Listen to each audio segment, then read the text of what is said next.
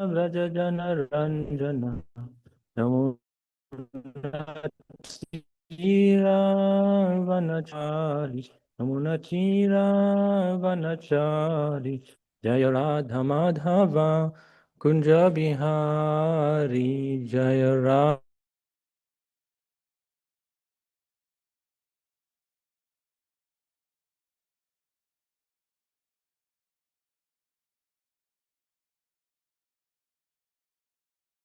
Nagari Yasoda Nandana Vrajajana Ranjana Yasoda Nandana Vrajajana Ranjana Yamuna Tira Vanachari Yamuna Tira Vanachari Jaya Radha Madhava Kunja Bihari Jaya Radha Madhava Kunja Bihari Gopi Jana Vallabha Girivaradhari Jaya Gopi Jana Vallabha Girivaradhari Yasoda Nandana Braja Jana Ranjana Yasoda Nandana Braja Jana Ranjana Yamunatira Vanachari Yamunatira Vanachari Jaya Radha Madhava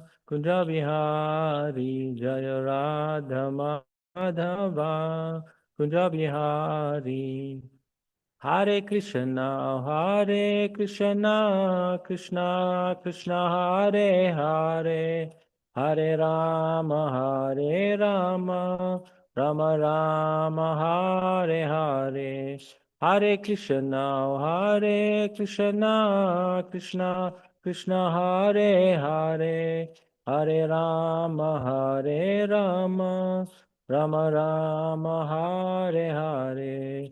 Jaya Prabhupada, Prabhupada, Srila Prabhupada, Jaya Prabhupada, Srila Prabhupada, Jaya Prabhupada, Srila Prabhupada, Prabhupada, Jaya Prabhupada, Jaya Prabhupada. Prabhupada, Jaya Prabhupada. Jai Shri Prabhupada ki Jai. Go Pramanande, Hari Hari Bo. Good morning, dear Prabhus. Grantraj Srimad Bhagavatam ki Jai. Welcome, everybody. Om Namo Bhagavate Vasudevaya. Om Namo Bhagavate Vasudevaya. Om Namo Bhagavate Vasudevaya. So reading from Srimad Bhagavatam, Canto 7, Chapter 7, today's text is text number 11.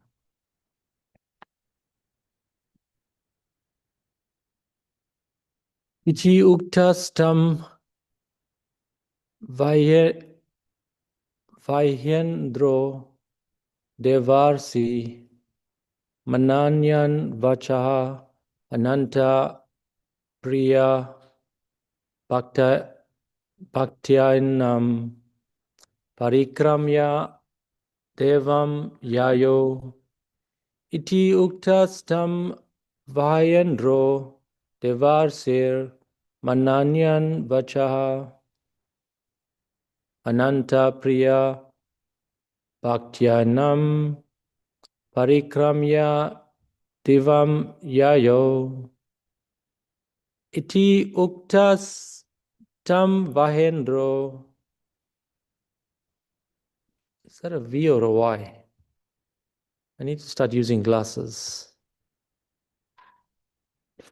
Devarsir Mananyan Vachaha Ananta Priya Bhaktayanam Parikramya Devam Yayo. Yeah, everything is on the... Yuktastam Vihayendro Deva Shermanayan Vachaha Ananta Priyabhak Yainam Parikramya Divam Yayao. Thank you. Anybody else? इति उक्तस्तं विहायेन्द्रो देवर्षिर्मानयन् वचः अनन्तप्रियभक्त्यानां परिक्रम्य दिवं ययौ Ityuktastam vyayendro devashirmanaya vachah ananta priya bhaktiyanam parikramya divam yayo.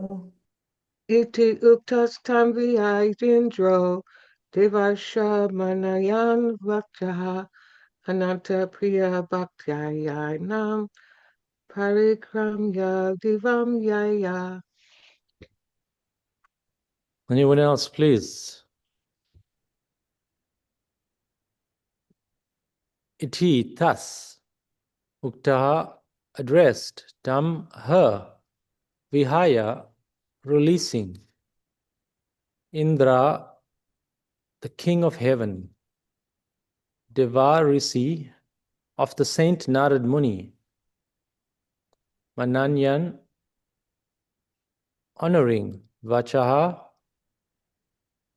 the words, Anantapriya, for one who is very dear to the Supreme Personality of Godhead, Bhaktya, by devotion, Inam, this woman, Parikramya, circumambulating, Divam, to the heavenly planets, Yayo, returned. Translation and purport by His Divine Grace Srila Prabhupada Ki Jai.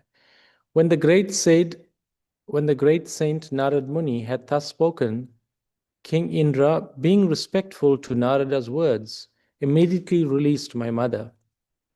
Because of my being a devotee of the Lord, all the demigods circumambulated her. Then they returned to their celestial kingdom. Purport by Srila Prabhupada.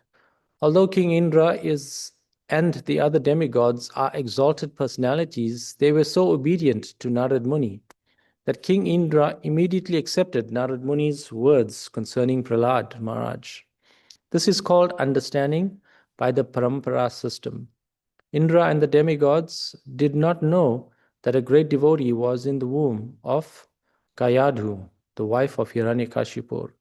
But they accepted the authoritative statements of Narad Muni and immediately offered their respects to the devotee by circumambulating the woman in whose womb he was living. To understand God and the devotee by the Parampara system is the process of knowledge.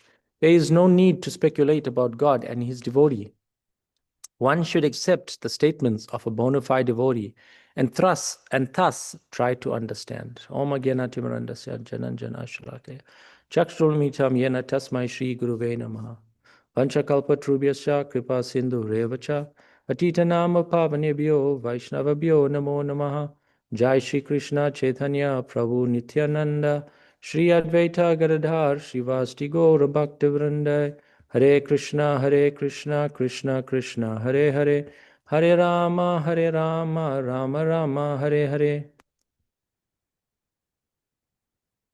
Okay, so we're now progressing to where Narad Muni is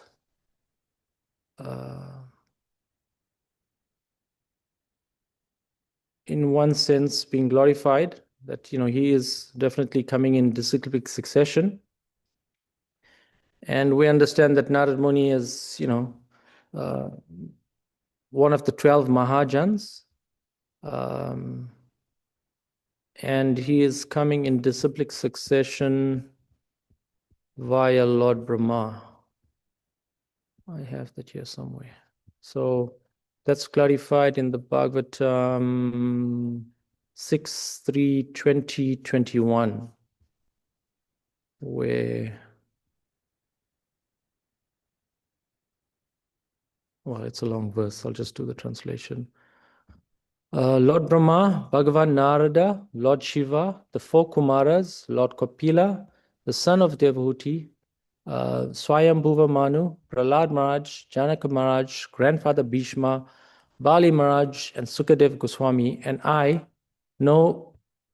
myself know the religious principles.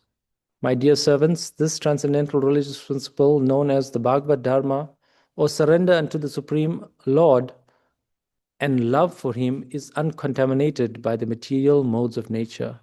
It is very confidential and difficult for ordinary beings to understand, but if by chance one fortunately understands it, he is immediately liberated, and thus he returns back home, back to Godhead. So, these are the 12 Mahajans given in the Shastra. And of course, coming down in disciplic succession,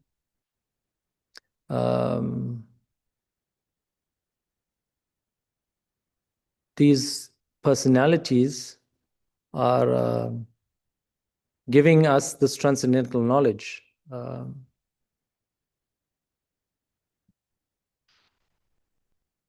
And of course, Narad Muni, he explains, how he got this knowledge in the Bhagavatam 4:27-22. And that translation is, the great sage Narada continued, when I refused to accept her request, she became very angry at me and cursed me severely.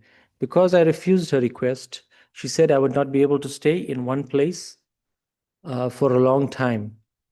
So in the purport, Prabhupada was explaining that the great sage Narad Muni has a spiritual body. Therefore, old age, disease, birth, and death do not affect him. Narad Muni is the most kind devotee of the Supreme Lord, and his only business is to travel all over the universe and preach God consciousness. In other words, his business is to make everyone a Vaishnav. Under the circumstances, there is ordinarily no need for him to stay in one place for more than the time he requires to preach, since by his own free will, he is already traveling all over the universe.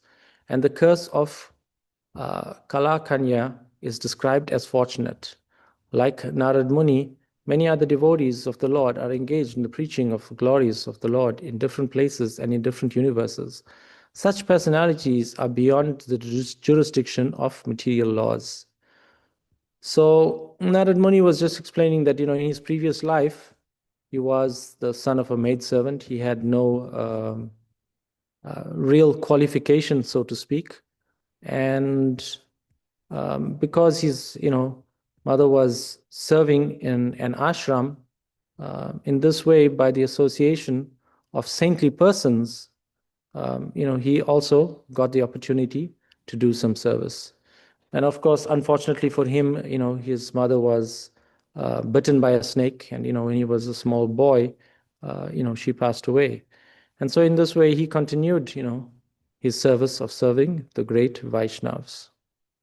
And so that pastime of him being cursed was in regards to King Puranjan and that whole allegory of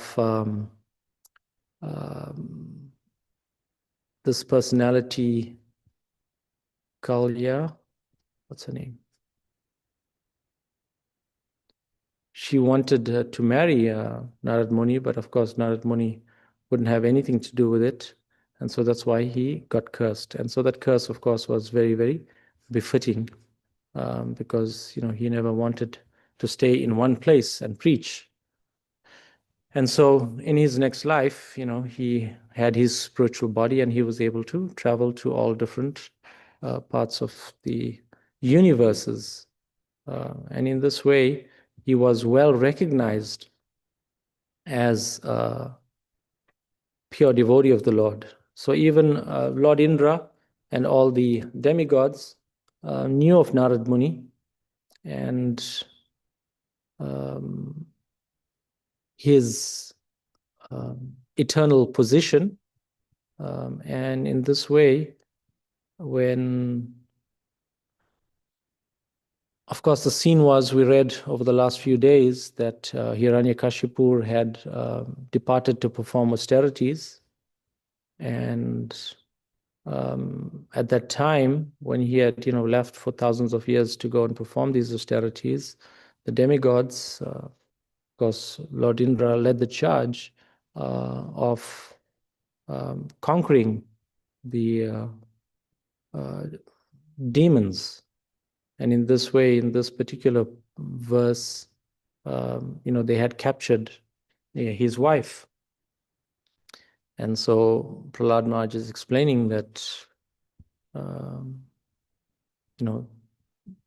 this is on the order of Narad Muni, she was released. And of course, Lord Indra didn't protest. He knew the position of Narad Muni. And in this way, even though they didn't know exactly who the devotee was in her womb, even the demigods, had circumambulated her and then, left for their abode after conquering the demons. So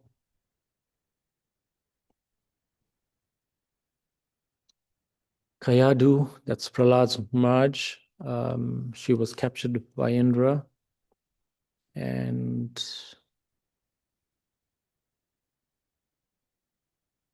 we should not underestimate, this parampara system, like Prabhupada is mentioning, that, Narad Muni is coming in this parampara system.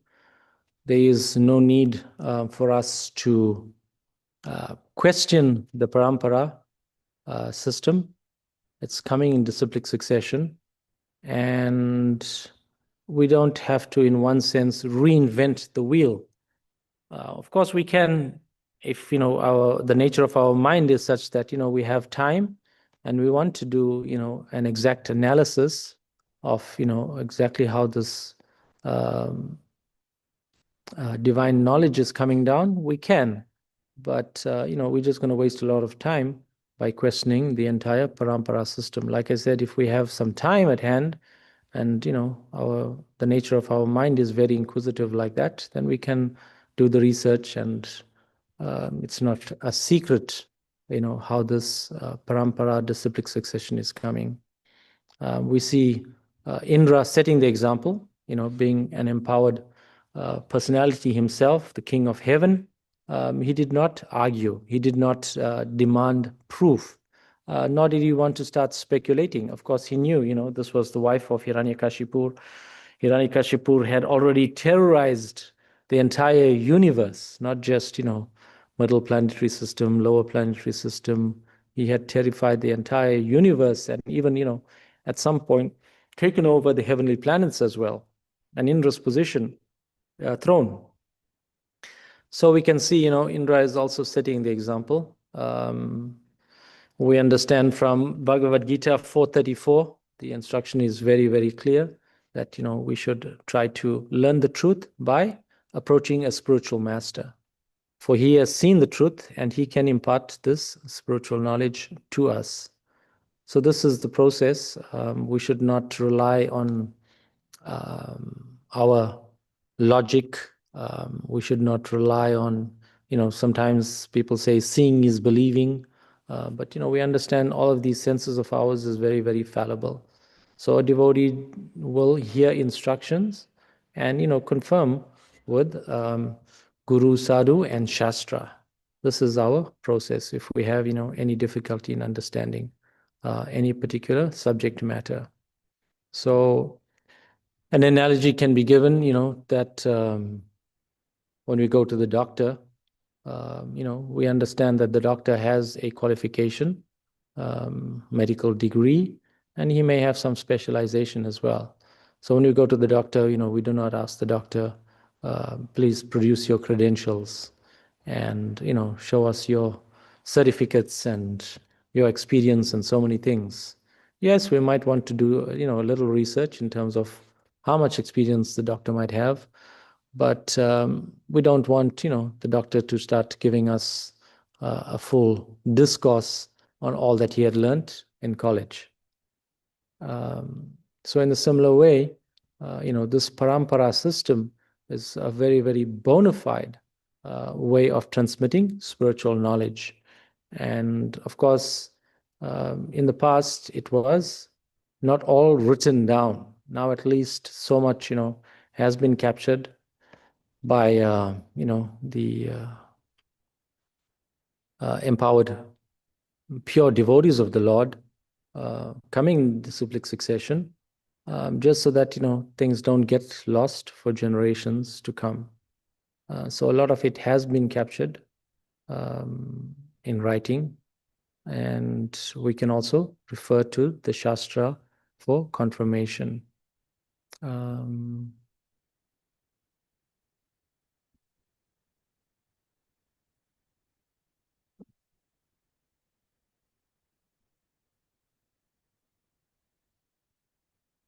Then we see Bhagavad Gita. Where is that verse?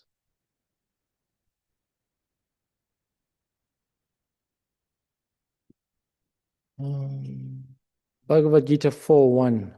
Sri Bhagavan Uvacha Imam Vivasvate Yogam Proktavan Aham Avyayam Vivasvan Manarve Pratha Manur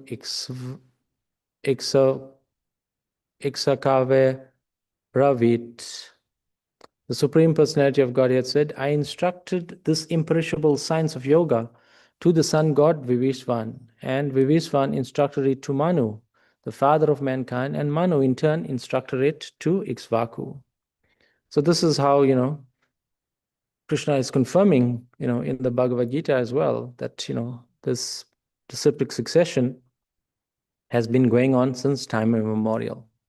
Then the second verse for 2, evam para parampra praptam imam rajasaryo vidu sa kalenaya mahata yogo nasta parantapa. The supreme science was thus received through the chain of disciplic succession, and the saintly kings understood it in that way. But in the course of time, the succession was broken, and therefore the science appears to be lost.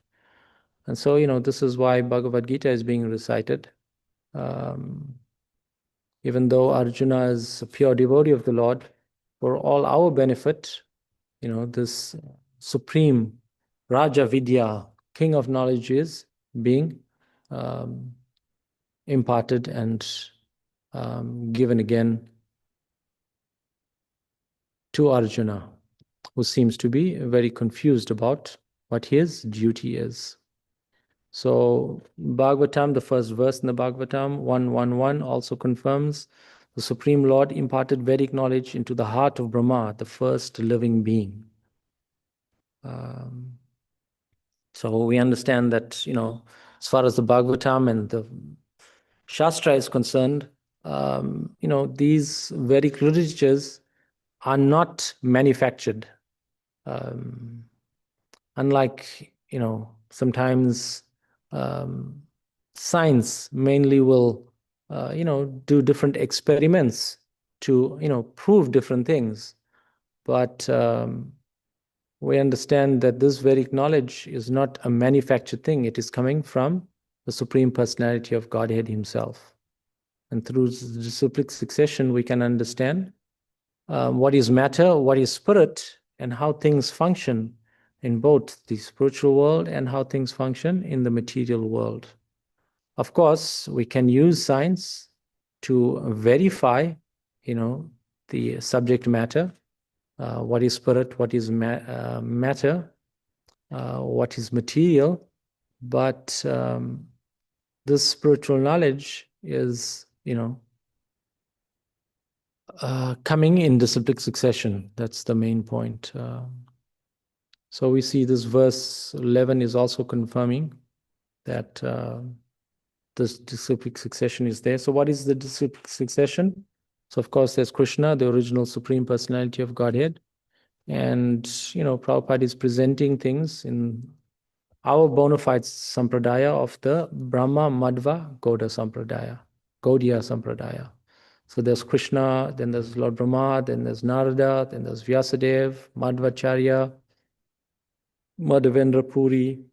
And in this way, it's coming down in disciplic succession, Srila Bhaktisiddhanta Saraswati Thakur, and finally, Srila Prabhupada.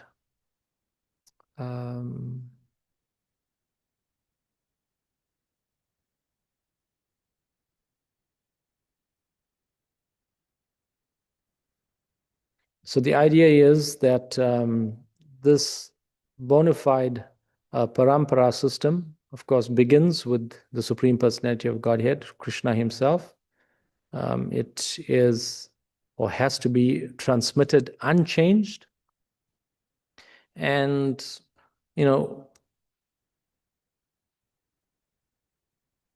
with that, there has to be this bhakti principle as it is being handed down. And in this way, there is humility, there is service, there is obedience, as we can see in the case of Lord Indra, that he didn't have to, make a big scene and challenge the entire parampara system. So the Bhagavatam is explained, it is the spotless Purana,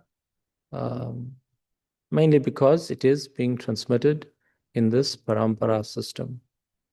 So, of course, Lord Krishna, at the end of Bhagavad Gita, he confirms, 1855, that Bhaktya Mam Abhijanati, that it is only by performing devotional service that I can understand who I am and, what is my purpose in this life. So we should not underestimate the power of devotional service. We have previously discussed how we're undergoing this material experience in the material world currently. But now as devotees, we have some understanding of what is matter, what is spirit. And, we understand that also there is this, I previously used the example of good karma, bad karma, or a good bank account and a bad bank account, and also the spiritual bank account. And so we understand from Bhagavad Gita that, whatever we do on the spiritual platform is to our eternal credit.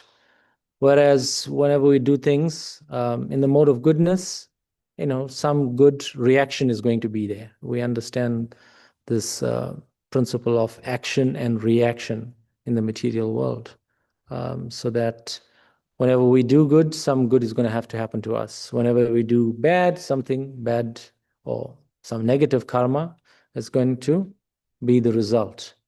And so as devotees, we want to try to avoid, investing in these two bank accounts. Of course, we want to gradually elevate ourselves from the animal kingdom and, gradually elevate ourselves to the human platform. And even though we still might be in the mode of ignorance, we want to gradually cultivate spiritual knowledge and drag ourselves from the mode of ignorance to the mode of passion most times. And, even somehow or the other, try to bring ourselves to the mode of goodness. And then, if we're functioning on a day-to-day basis, even in the mode of goodness, we want to try to use the mode of goodness as a springboard to get onto the transcendental platform. And we can easily do that. We don't have to do all sorts of tapasya, gymnastics, miracles, to do that. What we can do is just engage in the devotional service of the Lord. And so by engaging ourselves in devotional service, we can easily transcend all of these platforms and get onto the transcendental platform. And of course, Arjuna is a perfect example. He was using as an excuse that, if I kill on the battlefield, he didn't want to fight. If he kills on the battlefield, he'll get so much of negative karma, plus, society will suffer. He was giving so many excuses to Krishna. But we understand that, while Krishna was explaining to him that if he just does his duty, of course, work has to be performed. Otherwise, there's no question of maintaining the body. If he just does his duty, then in this way, he was a Kshatriya. He will just be doing his duty as a Kshatriya and fighting in the battlefield. And in this way, he will not incur any sin whatsoever, contrary to what Arjuna was trying to explain of the principles in the material world of action and reaction. that if I do this, then I'm going to get this reaction. But if one is engaged in the transcendental loving service of the Lord, then in this way, we avoid this good bank account, bad bank account, and immediately start investing in our spiritual bank account. The other point or reminder should always be at the forefront of our mind is that specifically it's our intention. Sometimes we may argue that I have heard this, I have heard that, and we may act in ways that could be questioned about, whether we had a good intention or a bad intention in our actions, day-to-day actions. So we need to be very, very mindful that, there's this dialogue going on constantly in our mind, and we sometimes might have difficulty trying to understand, is this Krishna from the heart speaking to us and having this dialogue, or is this, Maya trying to allure us to, committing some sort of abominable activity, or just staying stuck, where we are, not making spiritual advancement. So, there so many analogies are there: the good dog, the bad dog. Which dog do we feed? But we understand that if we stay in the association of devotees, constantly hear and chant the glories of the Supreme Lord, in this way we can remain protected at all times.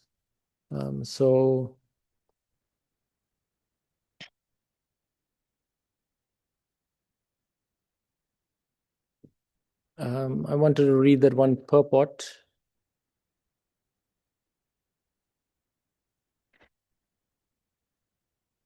Prabhupada gave to this disciplic succession from the Bhagavatam 6.3, 20 and 21. Prabhupada is explaining, in the Bhagavad Gita, Lord Krishna refers to Bhagavad Dharma as the most confidential religious principle. Sarva Guyatam Guyat Guyataram. Krishna says to Arjuna, because you are my very dear friend, I am explaining to you the most confidential religion. Sarva Dharman Parityaja Mam Ekam Saranam Vraja. Give up all other duties and surrender unto me. One may ask, if this principle is very rarely understood, what is the use of it? In answer, Yamaraj states herein that this religious principle is understandable if one follows the parampara system of Lord Brahma, Lord Shiva, the four Kumaras, and other standard authorities. There are 4 lines of disciplic succession, one from Lord Brahma, one from Lord Shiva, one from Lakshmi, the goddess of fortune, and one from the Kumaras. This disciplic succession from Lord Brahma is called the Brahma Sampradaya.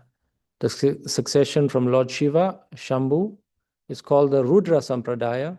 The one from the goddess of fortune, Lakshmi Ji, is called the Shri Sampradaya. And the one from the Kumaras is called the Kumara Sampradaya. One must take shelter of one of these 4 sampradayas in order to understand the most confidential religious system.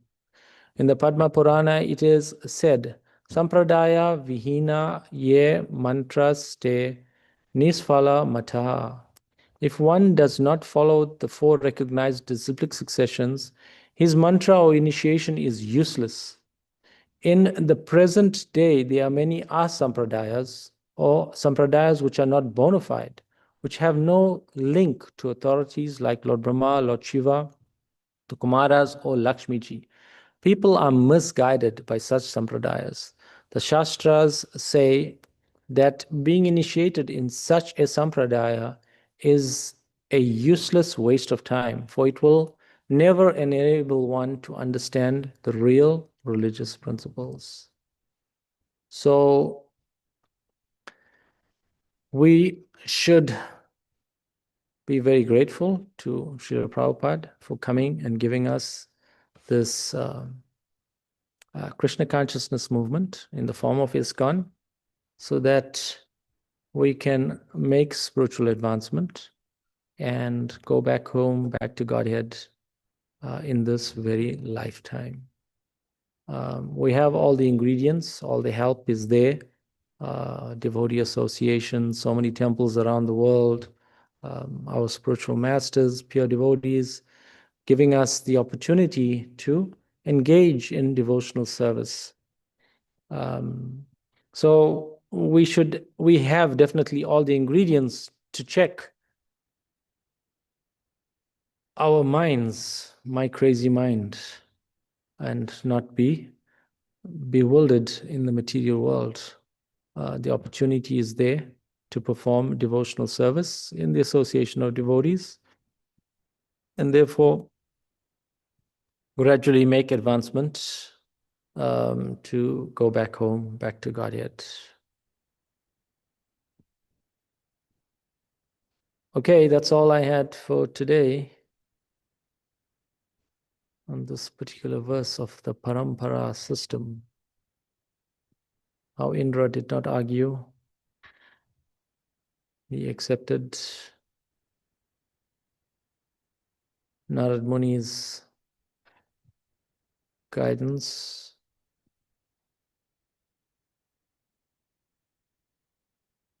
Oh, here's one more, yeah. Srimad Bhagavatam 1.5.23. Narad Muni just explains, O Muni, in the last millennium, I was born as the son of a certain maidservant engaged in the service of Brahmanas who were following the principles of Vedanta. They were living together during the 4 months of the rainy season. I was engaged in their personal service. Prabhupada is describing the purport.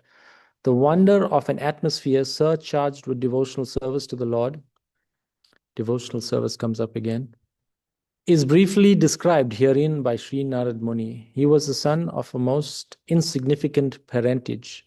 He was not properly educated. Still, because his complete energy was engaged in the service of the Lord, he became an immortal sage. Such is the powerful action of devotional service.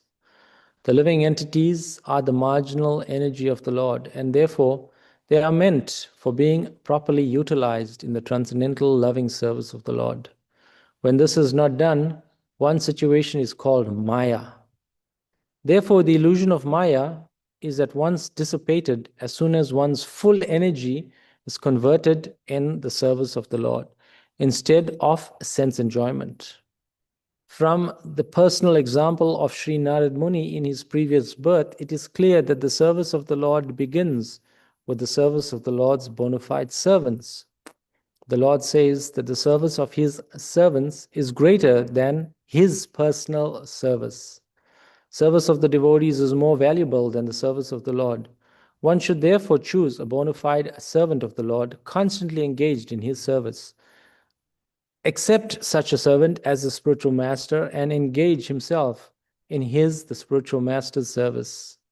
Such a spiritual master is the transparent medium by which to visualize the Lord, who is beyond the conception of the material senses. By service of the bona fide spiritual master, the Lord consents to reveal himself in proportion to the service rendered. Oh, that's an interesting point. I didn't read before. By service of the bona fide spiritual master, the Lord consents to reveal himself to the proportion to the service rendered.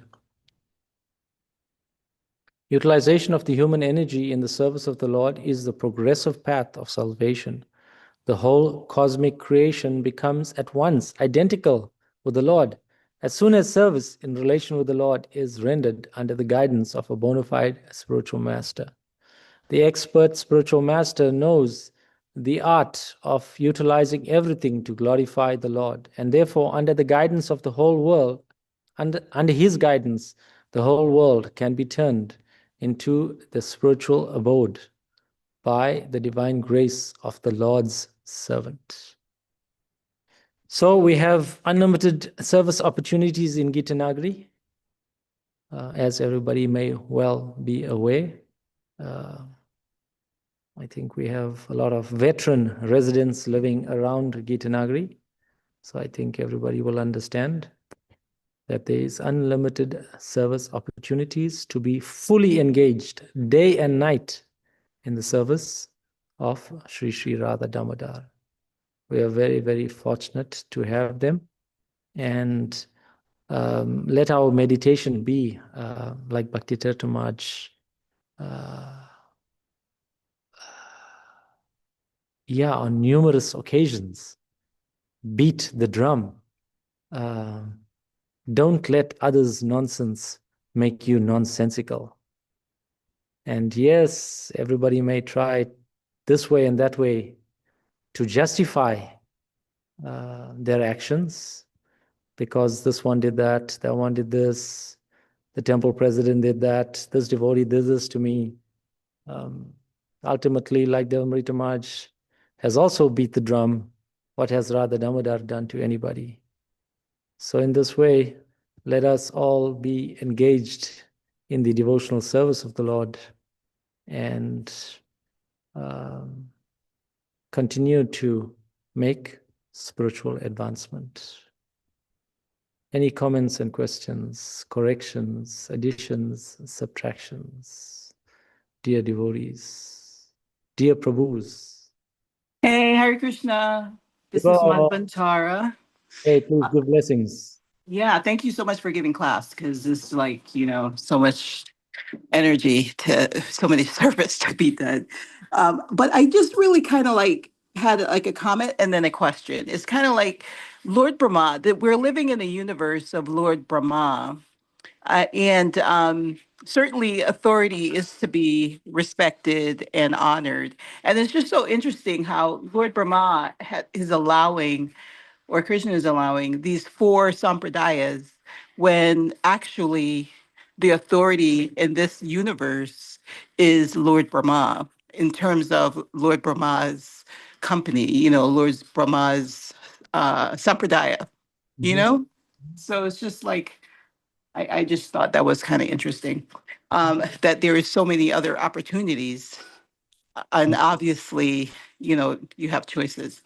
But then the second point I wanted to make is that for some reason I thought not Lord, but Narada Muni Prabhu was cursed by Daksha to travel, not stay in one place for more than 3 nights or something like that.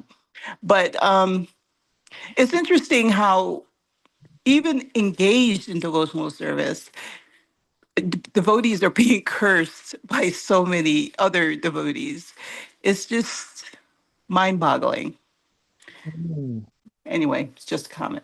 But I guess I need to look that up, right? Because I thought it was Daksha that cursed. Right. I think there's a few curses he got, right? Where's all the scholars, all the saintly, scholarly devotees? Please shed some light on Daksha's curse. Yes, you might be right in that one too. I think he accumulated many curses, and we have to maybe reconcile that. Can somebody reconcile? Or we have to do some research before we can reconcile. Maybe tomorrow's class somebody can. Daksha was cursed, or Narada Muni was cursed by Daksha after he tried to turn his sons into devotees from like the Prachetas pastime. I'm pretty sure then Daksha cursed him, that he could never stay in one place and have like quote unquote material happiness. Okay. I don't know which one happened first, but nevertheless, it seems like Narada Muni had the knack of accumulating curses. Yes, nice subject matter, curses. My understanding, and I don't know, again, the scholars can confirm, but my understanding is that curses currently in the age of Kali don't work. So as much as one may try to curse somebody else, I don't know what it's like in Africa. Hari Chakra Prabhu, you can shed some light on Africa, but I know it's different there.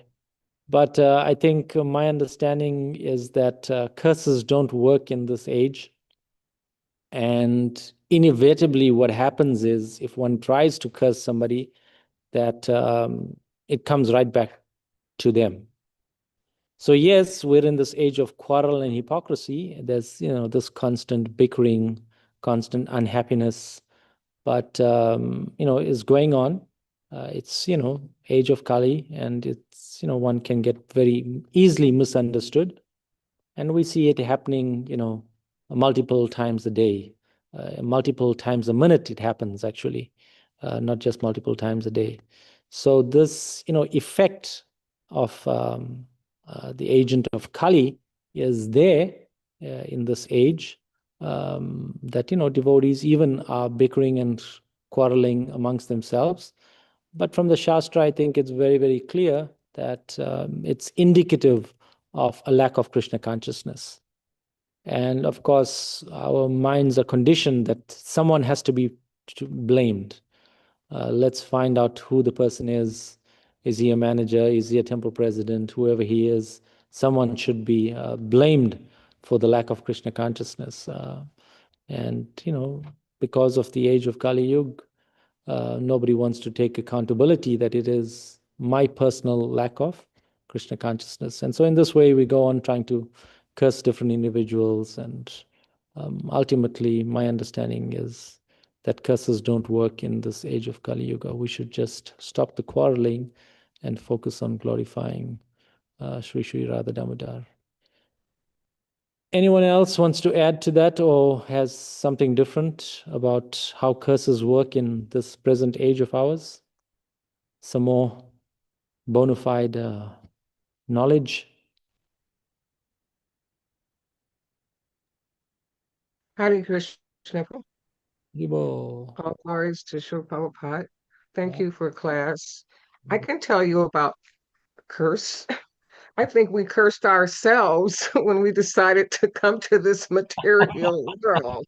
That's the biggest curse. That's a good, We cursed ourselves for wanting to desire to enjoy. yes, 100% Hare on Krishna. point. Okay, that's Yashadev is giving us a verb report there.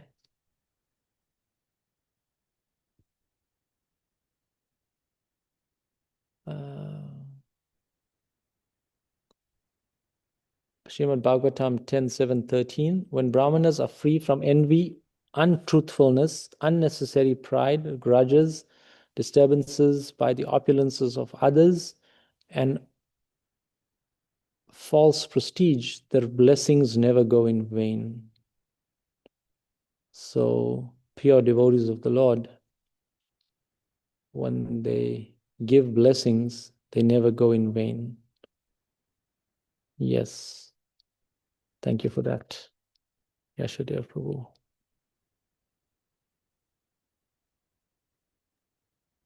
Gari Krishna is posting, yes, the curse by Daksha is definitely there.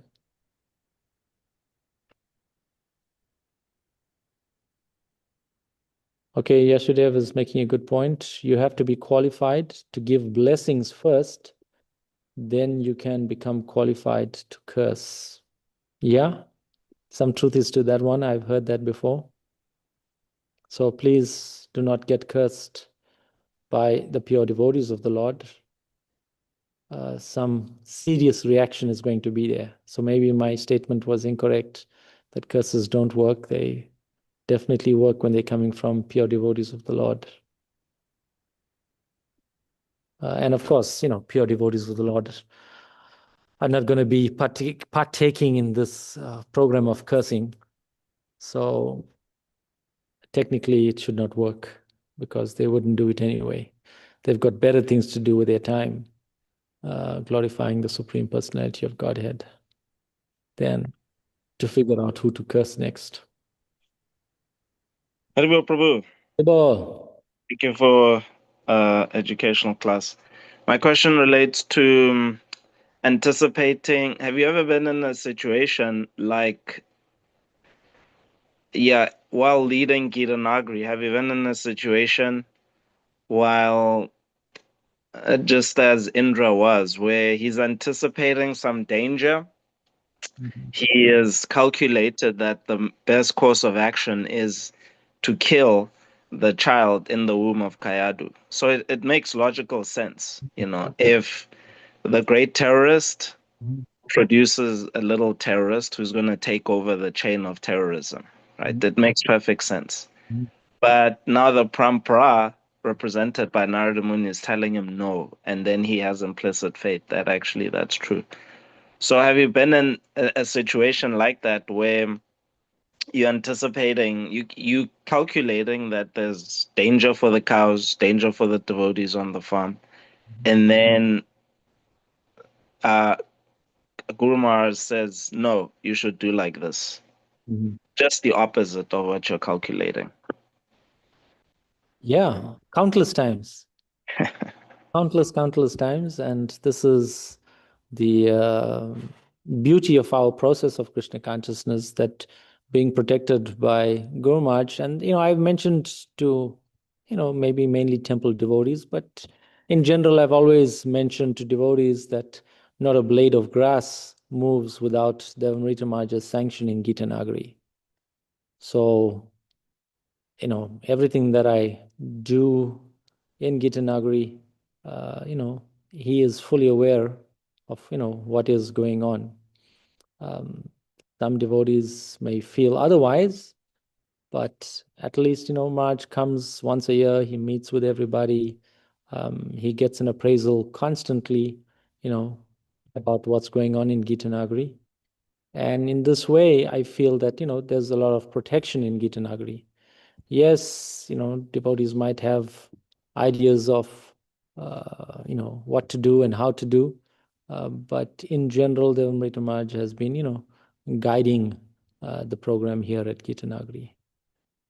So I feel and have, experienced, not just feel, have experienced, Maharaj's guidance, protection, and shelter in all circumstances.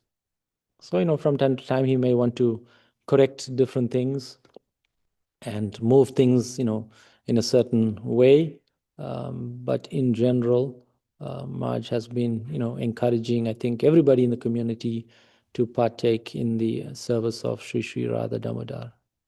So, yes, there is definitely material calculations in terms of, how to manage the affairs of Gita Nagari, purchasing new property, so many things. But, Maharaj has been definitely helping every step of the way. So in this way, a lot of protection comes with that opportunity. Is that okay? Could you describe one such situation? Oh, If right now. credential, or you Yeah. out of? No, right now we have the Harmony Collective group. So, Maj is managing the situation, and, he is giving advice, input, of how to manage things going forward. So in this way, it's, always been like this, since I've come to Gita Nagari. No, actually, not even since I've come to Gita Nagari, since I've met Maj, that, he's always been giving us guidance and shelter like this. So this is why I think, there's been some success in terms of developing Gita Nagari under Maj's guidance and shelter. Of course, Maj has also been sending so many devotees to help facilitate Gita Nagari. So in this way, yeah, the last thing I was explaining to Maj was that, Bhakti Tirtha Maj had we never did that exercise, and I was encouraging Maj, maybe next time you are here, we should do it. So just preparing the devotees for the next time. But one exercise Bhakti Tirtha Maj used to do was that he used to have the hot seat. I don't know what they called it in Africa. I can't remember anymore. But Ajmel, Mother Yashoda, all the older, Mother Jambavati, the hot seat. Was there another name for that hot seat where the devotee would sit in the middle of the assembly of devotees who are in the front, and you sit with a notepad, and basically all the other devotees give you feedback. The rules are. Oh, no, it wasn't called the hot seat. Well, we used to call I it the don't, hot seat, but what did you call it here? oh, no, just getting feedback from devotees. No, He the would rule. ask us, he would ask us to do this maybe like on our birthday, you Right.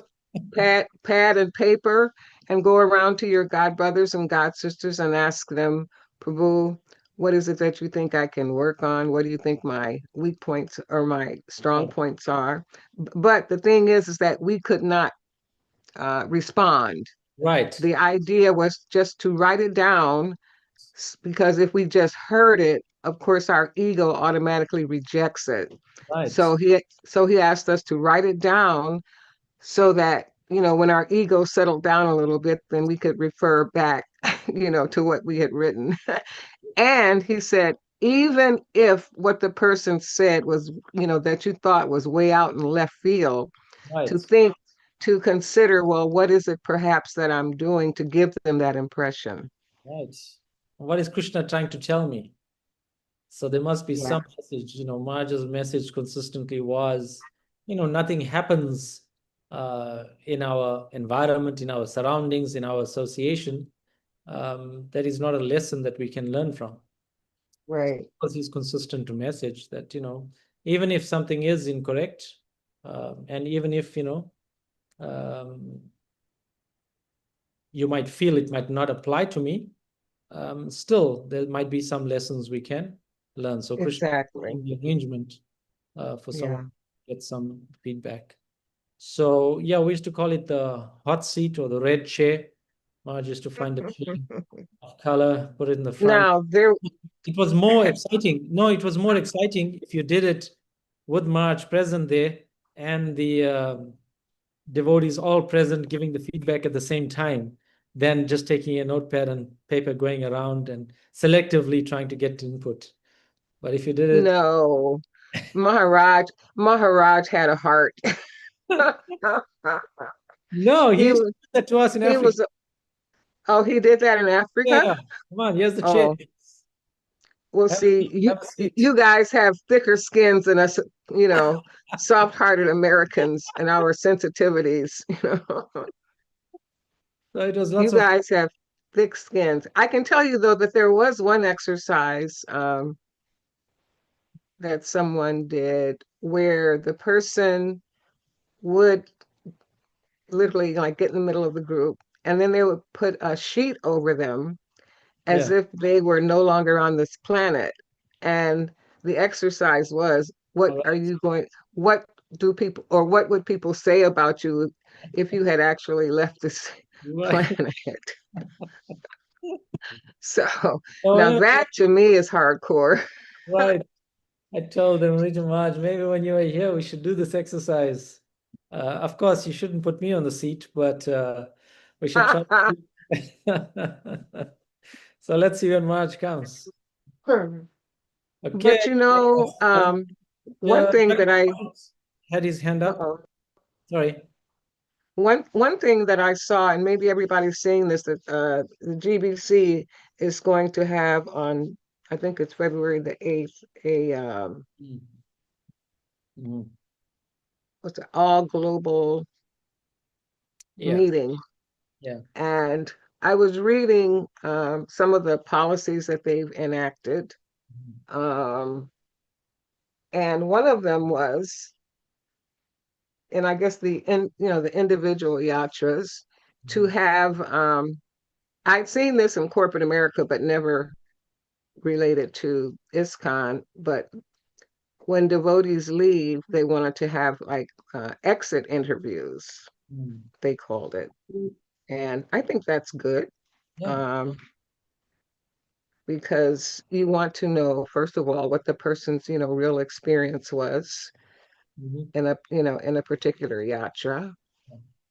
And it gives that person an opportunity to share, what their true experience was. But it also gives the authorities of a particular yatra the opportunity to see perhaps where there are areas that do need to be improved upon. Right. Especially if you start, getting the same responses from different people. So Right. I think that would be a pretty good Right. process to have. Yes. And then, that way also what happens is, if some devotee is going around causing, turbulences in different yatras, Exactly. yatra to yatra, that can also be captured. Yes, Somebody also that's gets a true. reputation, that I've been here, I've done that. So, it's a small society we live in. Of course, it's an international society, but in one sense, Yeah, it's a small society. So many people are familiar, with the trends that different devotees carry with them as they go from yatra to yatra. that's very true. So both things. And Maharaj says, no matter what yatra you go to, there's like no perfect Right. yatra. Every yatra has its own unique issues and challenges, so. But yeah, but I'm glad to see that the GBC is having this world Zoom meeting on, I think it's November the 8th. Only thing is that the time that they gave, I don't know if that was their time or our time. They said 4 o'clock, I believe. If anyone has seen that and can correct me. I don't know if it's, our time or India time. Right. But they're addressing lots of issues, relevant issues, I think. They're going into child protection, going into, they talked about finances, procedures for, okay, what was it? Procedures for something else. Anyway, I think it'll be an interesting experience for everyone because this is the first time they've done something like this. Right.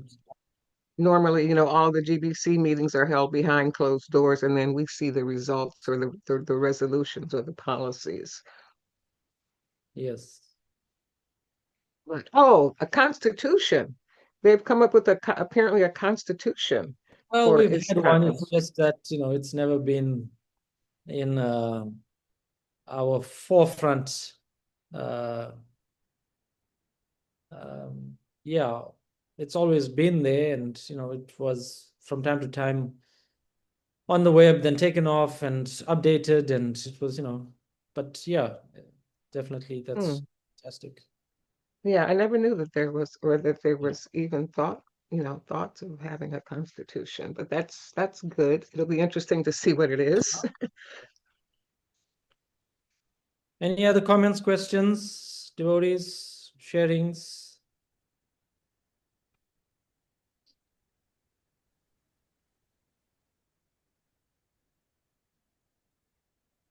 Jagannath Pandit Prabhu, sorry, we waited too long. Your question is no longer relevant. Can you hear me? Yes, can. Okay. Well, first, I want to say thank you for the class and wonderful, nice points made. My question was in reference to the parampara. But first, I want to say that when you were talking about when you and Jambavati were speaking about that exercise, going around with a pen and paper, and writing down the feedback from the devotees. He said that if someone says something I don't agree with in the exercise, that's one of the reasons why we write it down, to bypass our false ego, and then later reflect on it. And he said, even if we feel that something that someone said isn't true, or from my perspective is not correct, he said it's an opportunity to examine myself deeper. Like, in other words, somehow I have given this impression. What have I done or said that may have given that impression in this person? Yes. In other words, Yes. there's some validity to the perspective that someone has.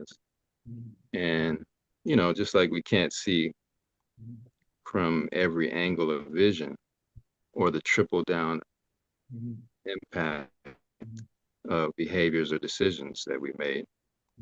So it takes going deeper and taking a deeper inventory of oneself to get the full benefit of that exercise in that case, where it's something. Yes. Right. Which is why Uh, he wanted us to write it down so that our false ego wouldn't get in the way. which is hard, yeah. But my question Very. was reference to the parampara. In this case, Indra, you know, he surrendered to the instruction of Narada Muni, giving him more explanation because he thought he had the best course of action given the situation. You know, he didn't know that Narada Muni was, that Prahlad Maharaj, the son of a demon, the greatest demon, was going to be the greatest devotee, you know. Right. And all external angles of vision, I mean, you know, you would think that Indra was correct in making the best decision in that situation. But I believe his guru is Brihaspati, Indra. And there's so many pastimes where Indra made decisions that I wonder if he consulted the parampara in some of those decisions. Because, you know, like stealing the horse when Prithvi Maharaj was doing the 100 horse sacrifices Right. and things like that. I mean, in some of these cases, is he just acting independently, or is he actually seeking the guidance of the parampara?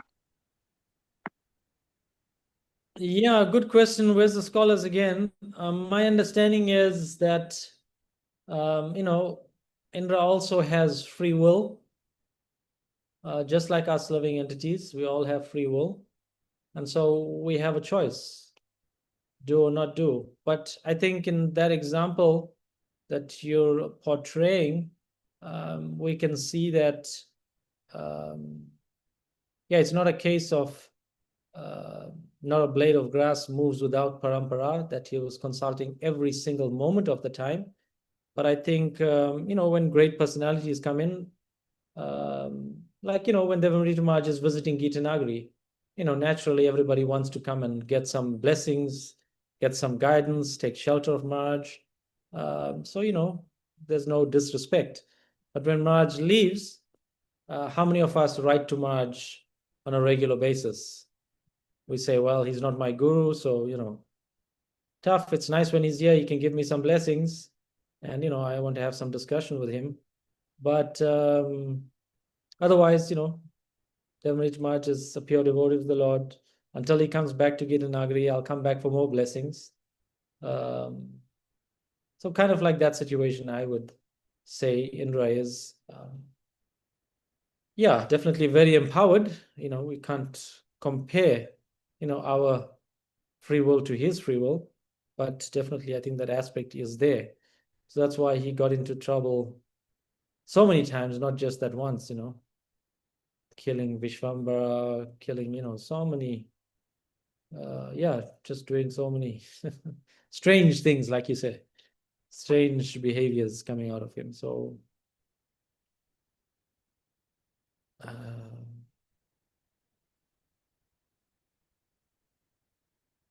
yeah, we understand also that in the heavenly planets, so much enjoyment is there. But, you know, it's a disqualification in one sense, that one can easily fall down with so much enjoyment. So that danger is, in one sense, at a greater level in the heavenly planets, the danger of falling down because of so much enjoyment, than we're subject to as well. So good point. Yes, definitely so many things to learn from our life in the material world. I would caution also that, yes, perception might be there, but we don't want to also put so much of emphasis on perception, because, my understanding is that's why we have so many commentaries, for example, on the Bhagavad Gita. Somebody reads it and says, well, here's my take on it. And somebody else reads their commentary and says, yeah, it makes sense. So yes, there is perception, and we should not disregard anyone's perception, because we see it with the pure devotees of the Lord as well, that, for example, a lot of devotees perceived Bhakti Tirtha Maharaj to be, a certain person. They also perceived Tamal Krishna Maharaj to be very, very heavy, in the way he conducted his activities in service to Srila Prabhupada. So many perceptions are there. And, if we start just focusing on perceptions, then, we sometimes can lose, sight of our own growth and development. So, I'm having so much of perceptions about Mother Jambavati or, another devotee, that becomes my focus.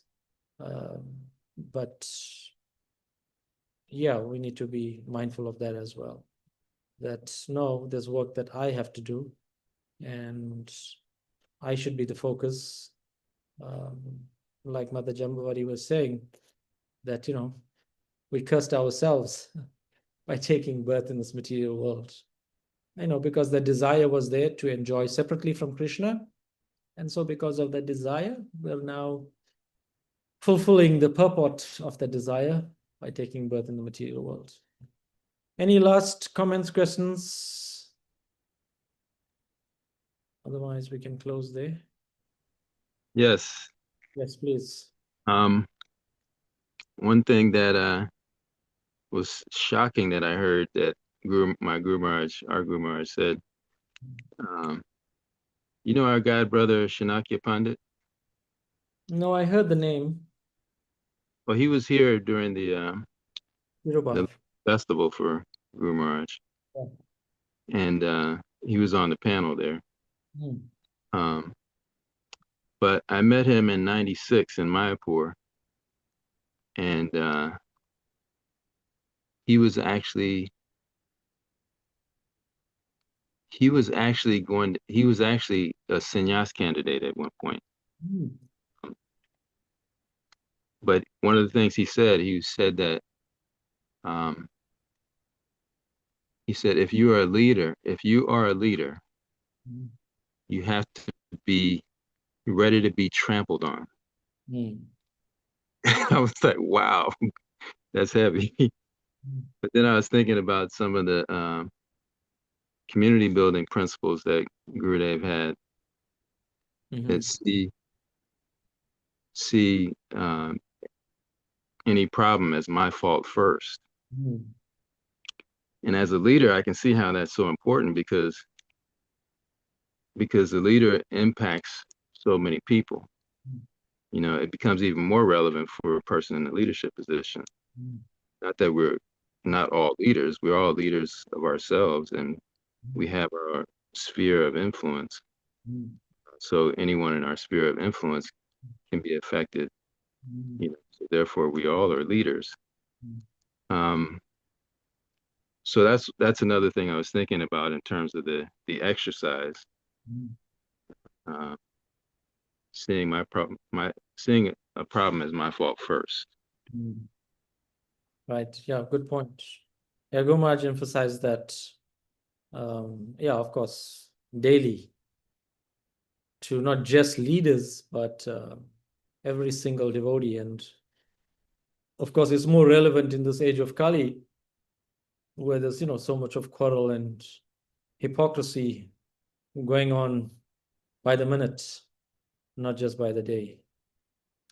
So, of course, that brings in a bigger subject matter of why not so many devotees are taking responsibility in ISKCON today. Because it seems like, on the one hand, not many want to be trampled on. So, how's this movement going to go on? And yeah, it's, tough. We see now so many Prabhupada disciples, are retiring from, active service, active GBC responsibilities. Last year was just a pitiful year. So many sannyasis stepped down from their responsibilities. Health issues, age, so many motivations were there. But we saw so many qualified devotees step down. So, of course, in one sense, they're also making way for the new generation of devotees. But at the same time, we should also not underestimate that, if that becomes again the focus, we understand the material world is about balance. That if one is just emphasizing one over the other, then it's not a good thing. So yes, leaders definitely need to have that a mood of humility where they are, always open to feedback 100% of the time. And that, like I was saying, was Guru Maharaj's mood. Just even amongst God family to be able to give each other feedback. But at the same time, we don't just want to go after leaders. And, we've seen our society do that more often than not, going after different leaders and doing things, especially as presidents are concerned. We've seen here in North America, just leaders also being treated badly in the name of, community or whatever it is. And, Guru Maharaj's whole mood was how to do it. Yes, feedback is important, but his emphasis and focus was on how to do it, that it has to be done, in a proper manner. So, his mantra was, it's not a question of being right and wrong. I am right, they are wrong, they are right, I am wrong. His whole mood was, how to do things, how to make adjustments, how to make corrections. And so he tried his best whilst he was on the planet. He left, so many books to continue to guide us into the future. But sometimes, the living entity is very, very stubborn. And, we don't want to learn. In this time in Gita Nagari, we don't want to learn in this lifetime. And so naturally just take another birth and try again, and take another birth and try again. So, we all have opportunities for growth. This goal of going back to Godhead is not a cheap thing. It might be for sale by Lord Nityananda, Lord Chaitanya. It might be for sale. The marketplace of the holy name is there. And, I was just listening, I think I mentioned it last week. I was just listening to Prabhupada giving class the other day, and he was saying that if nobody is there to listen to your class or to hear the chanting of the holy name, don't worry, it's not in vain. There's many bugs, there's many cockroaches. You use the word cockroach.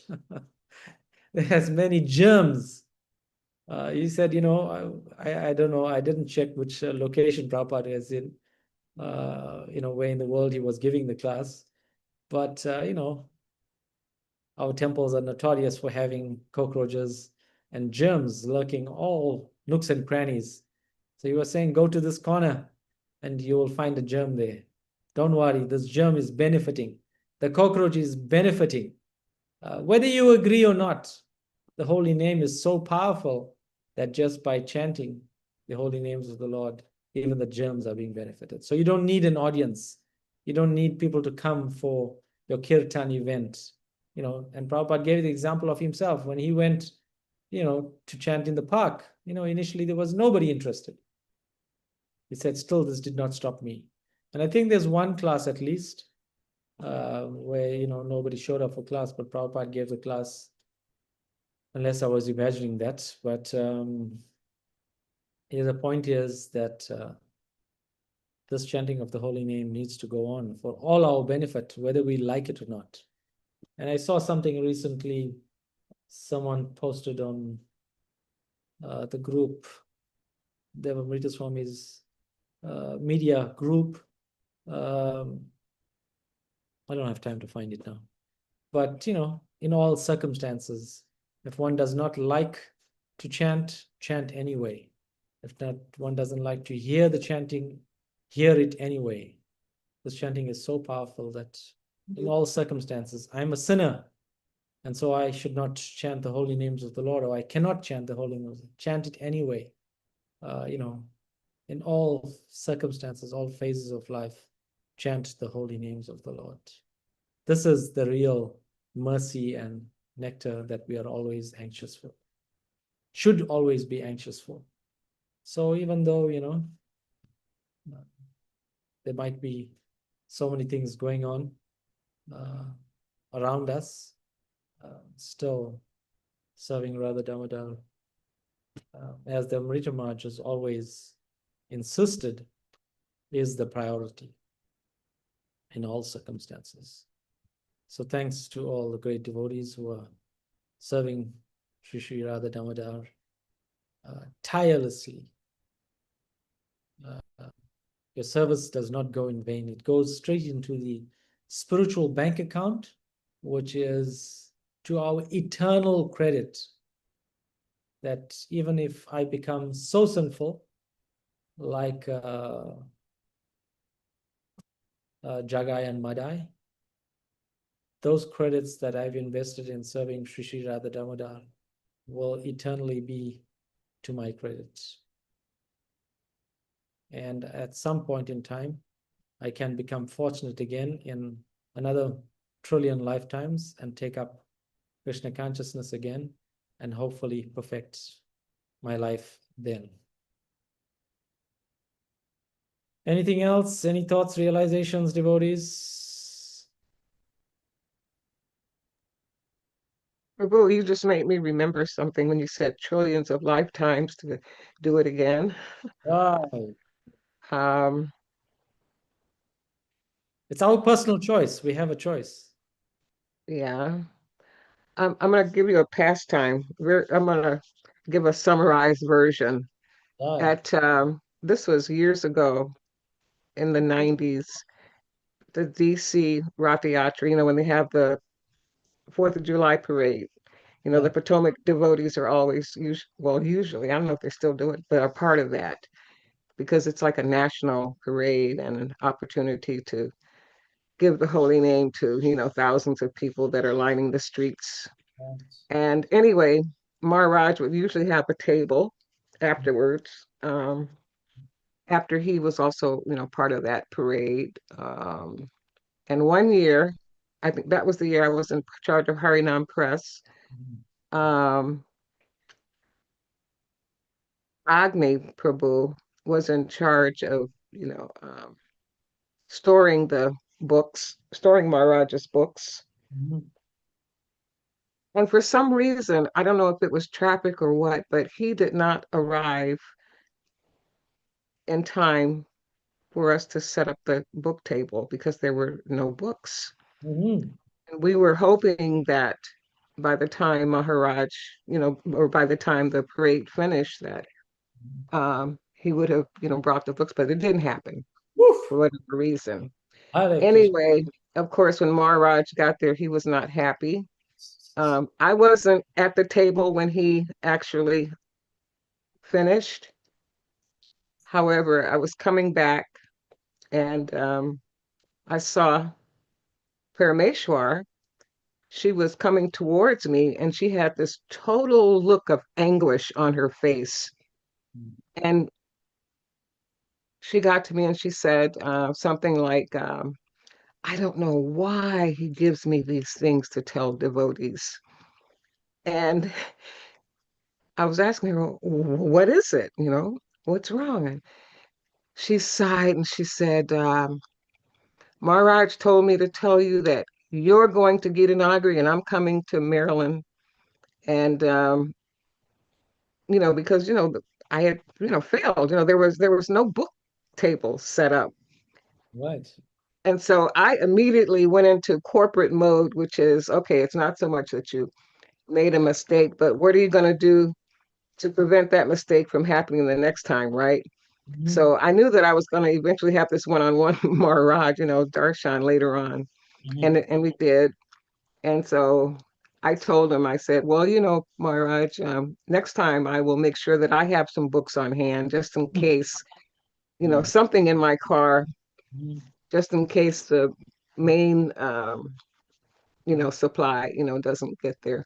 And he says, well, he said, it's not so much that the books weren't there. He said, yes, he said, that's important also. He said, but there are hundreds of people passing by who have waited thousands of lifetimes to Mhm. be reconnected Mhm. with this path, and we had nothing to give them. Mhm. Mhm.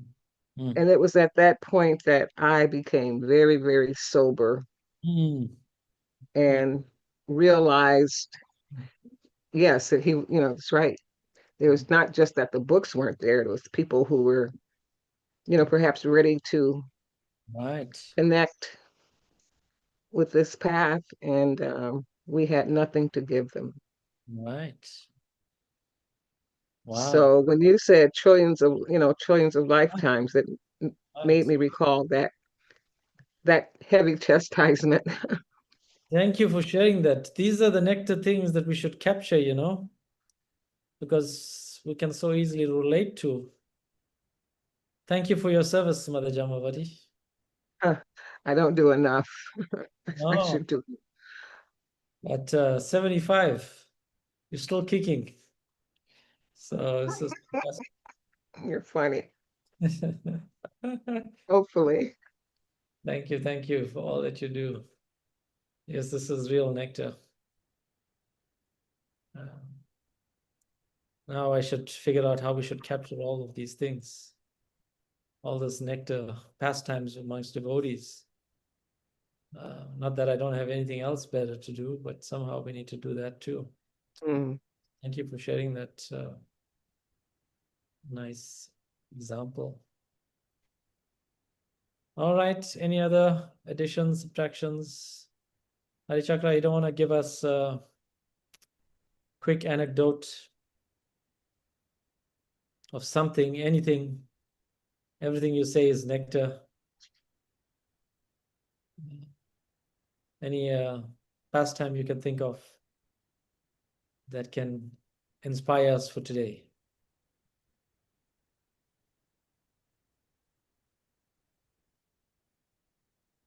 All right. Thank you, devotees. Srila Prabhupada ki jai. Panchad Bhagavatam ki jai.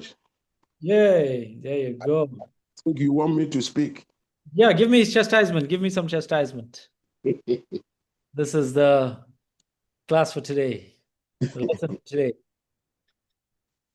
You know, there are certain things that as devotees we do, which, I mean, not only devotees, even in the general populace, that we don't realize that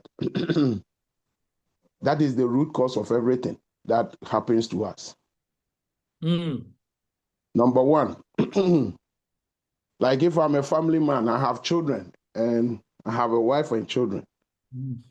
When any of the children does good, like in school or wherever the child goes, if they do very wonderfully and the child gets what we call glorification and everything, the first person who receives the actual glorification is the parent. Everybody points their hand to the parent. Oh, you are wonderful. You've been you've been raising your children so wonderfully, right? But Right. meanwhile, You as a parent, you did nothing. When the child was learning and studying very hard and everything, you were not there. The child's personal effort. But somehow or the other, maybe you encourage the child or something. It comes to you as a head of the place, right? So it's a mutual thing. Similarly, if you are head of a situation, anywhere that you head, if you are a leader in everywhere, when there is a success in that environment that you are leading, the glory is for you as a leader. You get the actual glory. But the leader also, if he's a very good leader, he doesn't take the glory all by himself. He shares it around. So it's not me. It's the devotees who are doing the wonderful work, and you get it. So it's like a mutual thing. Just by sharing the glory with the devotees, with the people under you. I mean, if you are a leader, you share the glory with the people under you. Then it gives them encouragement. So some of the people who are under you who are not even trying their best, we start getting all this glory from you as a leader. Then they somehow or the other they will be forced to put in more effort, sure that the glory of the environment, I mean, soars up higher and higher. I mean, so it's like a mutual thing. But unfortunately, in Kali Yuga, what happens is that when there is glory in a system, the leader takes all the glory. Oh, yeah, I'm doing wonderful. But when there's a fallout, no, I'm not the cause. Then I want to point fingers at people. Oh, this one is not doing this, that one is not doing it. When it happens like that, then there is no harmony in the whole system. So it's a very trivial thing, because I remember one time Guru Maharaj came to Ghana and we had to arrange a lecture for him in a one university. And then by the time Guru Maharaj came, there was nobody in the hall. Guru Maharaj was so mad. And what did he say? He said, "Oh my God, I can't represent Prabhupada like this." Guru Maharaj was taking the whole fallout to himself. How can I represent Prabhupada like this? This is not good. And he was so furious, but he was taking all the blame for himself, even though he was not the one who was organizing the lecture. We were organizing the lecture for him to just come and speak. And yet, why was he taking the blame? All. Because he was seeing himself as the leader. So immediately we all saw, his facial, expression, and how he was blaming himself. It became like, oh my God, we are in deep trouble.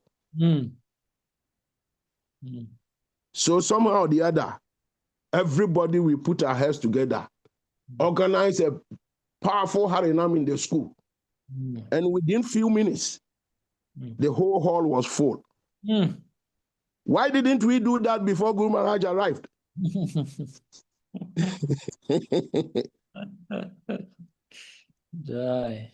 You see, so there are a lot of things that happen, is that, everything, if you are a leader in a place and your subjects, the people under you, there should be like a mutual understanding. You should, as a leader, should understand that if we go down together. And if we go up together. So there should be that, mutual cooperation. And if you see one of the people under you is not pulling the weight and everything, it's not up to you to be pointing finger at that person. You bring the person in, you find out the challenges of the person. Try to help the person pick up with the general mass of people. Then in this way, there will be progress in the environment. Because, to be frankly speaking, do you think if I go to New York to do something and people are glorifying Gita Nagari, oh, Gita Nagari is so wonderful, Gita Nagari is this. Do you think I cannot pop my chest out and say, oh, I live in Gita Nagari? Right. At the same time, if I go out to New York and people are condemning Gita Nagari, then what do? Instead of also accepting the blame, I'll hide and say, oh, it's not us, it's the leader. The leader is not. The leader. Get the point. But this is not the way it should be working. Everybody, we are all in it together. We are in the bubble together. And so leaders should listen to the people, the subjects, and the subjects should try to cooperate with the leader. Right. Yeah, because there is one last example. Yep. There was one devotee in Ghana. I mean, some discrepancies were coming up, and he was talking, and Guru, he said, but Guru Maharaj, Guru Maharaj, you are a pure devotee, so you're supposed to know the past, present, and future. Mm-hmm. So why are we deliberating on this? You should know the truth in it. And then Guru Maharaj kept quiet for like 30 seconds. Mm-hmm. And when he started speaking, he said, you are very stupid. Do you think Krishna doesn't have any business that the nonsense you are doing, Krishna is going to reveal your nonsense to his pure devotee? Mm-hmm. That is not the way Krishna works. Mm-hmm. Krishna reveals what is important for the upliftment of the devotees, what is important for the upliftment of society. That is what Krishna reveals to his devotees. Mm-hmm. He doesn't reveal some stupid nonsense you are doing to his devotees. Mm-hmm. Mm-hmm. And he went further to say that the other thing is, if Guru comes and you feed Guru with the wrong information, and based on the wrong information you are feeding Guru with, if the Guru makes decision and give instructions based on the wrong information you are giving, all of you will suffer. Mm-hmm. Amen. Because you are giving wrong information. Give the true information to the Guru, and when the Guru gives instruction based on the genuine information that has been given to him, there will be prosperity in the whole environment. Mm-hmm. Right. Yeah. So that, I mean, there are a lot of things that happen that we are the cause of everything, and we will tend to point fingers at people. So both the leader and the subjects, they should be all cooperative and make sure that we do the right thing. And then when the glory comes, everybody partakes in the glory. And when the fallout comes, everybody should be part of the fallout too. Mm-hmm. Yeah. Hare Krishna. Amen. Thank you, Hari Chakra Prabhu. Yes, Maj, of course, has been speaking to me lately about the Harmony Collective. And yeah, one thing I pointed out to the Amrita Maj was that, the Amrita Maj, Bhakti Tirtha Maj's constant training of his disciples was bring everything to the front. There was no confidentiality, this confidentiality, that this is confidential. He would just bring everything to the table, bring it to the meetings, bring it to the discussions. So I never really heard. Yeah, and we had a lot of fallout in South Africa as well, just in general in terms of management and, Guru Maharaj's role, even in South Africa. But everything was just open book.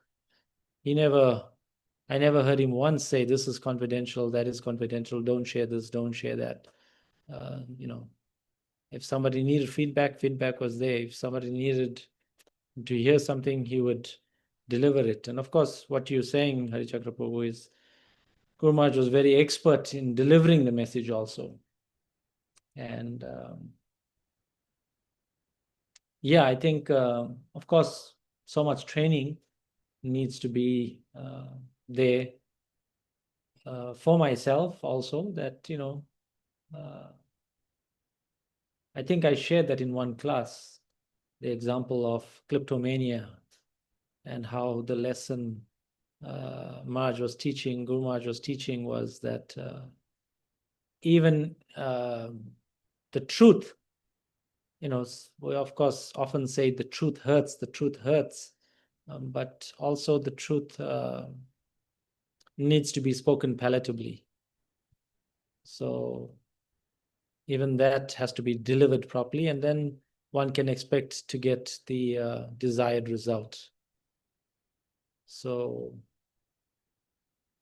yes, thank you. Points noted. Let's try to learn and grow. And, like I was telling Maj, that's, was always at the forefront, how we can all learn and grow.